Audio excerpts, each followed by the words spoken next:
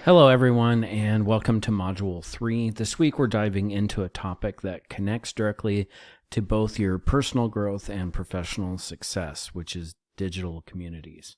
Digital communities are all around us, from class to discussion board to online study groups to the professional and social networks you might join later in your career. In this module, we're going to focus on how to participate meaningfully in these particular spaces, not just as people who observe, but as contributors and people who add value.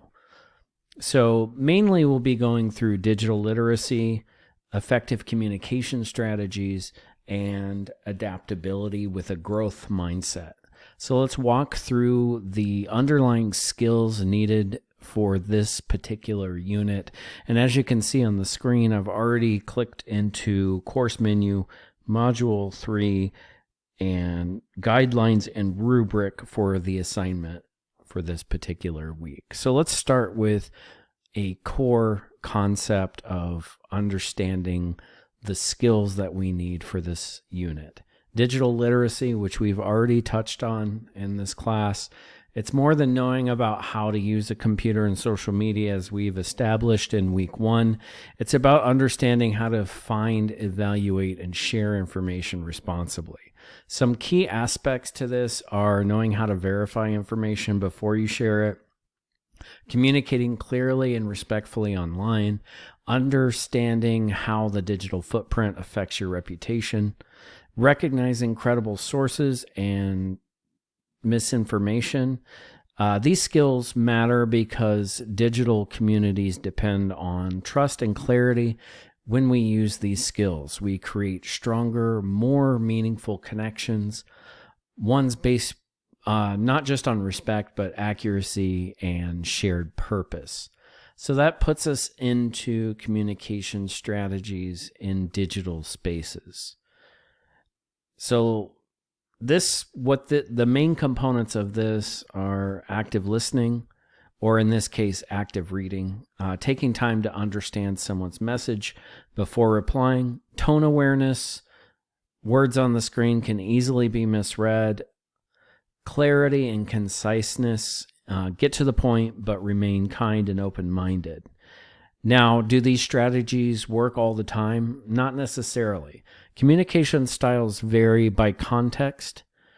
What works in a discussion might not fit in a professional email or public social post. The key is knowing your audience and adaptability.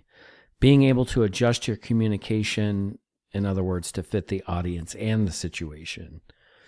Comparing digital and in-person communities is the next component. Many of the same skills that help us connect in person also help us online, like listening, empathy, respect, and collaboration.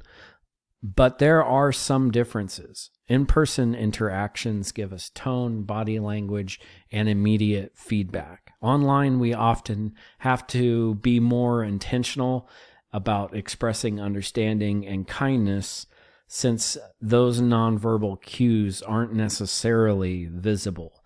So when you engage online, think about how to bring the same sense of connection and respect you'd show in person, but use your words and responses to show it with clarity and in a clear fashion. And then our final component here, inclusivity and respect. Another essential part of digital communities, as noted in the course material, is inclusivity. It needs to be welcoming and valuing people from different backgrounds and perspectives. Essentially, you'll want to avoid assumptions about other people's experiences and encourage participation from everyone. Listen and learn when someone shares a different viewpoint. This creates a safe and respectful tone where ideas can grow and collaboration can thrive. It's not just a courtesy, it's a foundational concept of this course. This also connects to reflection and a growth mindset. This week invites you to reflect on your own skills and mindset. So you want to ask yourself, what are my strengths in digital communication? What areas do I need to improve upon? What helps me feel supported when working online? A growth mindset means recognizing that skills aren't fixed. They are developed over time with effort, feedback, and practice. Challenges and mistakes are part of the process, not signs of failure. When you approach digital communities with a growth mindset, you're open to learning from others, adapting to new situations, and continually improving your digital presence. So this brings us to our assignment, which is currently on our screen. You'll be completing part 1 of your project draft titled Digital Community. And here's what to do essentially step by step. Review the project guidelines and the rubric. This will show you exactly what's expected and how your work will be graded. Choose your template. You can either choose the Word or PowerPoint template. You'll choose just one. You'll use the same template for future drafts and your final project, so choose wisely. Complete part 1 of the template. This section focuses on the topics we just discussed.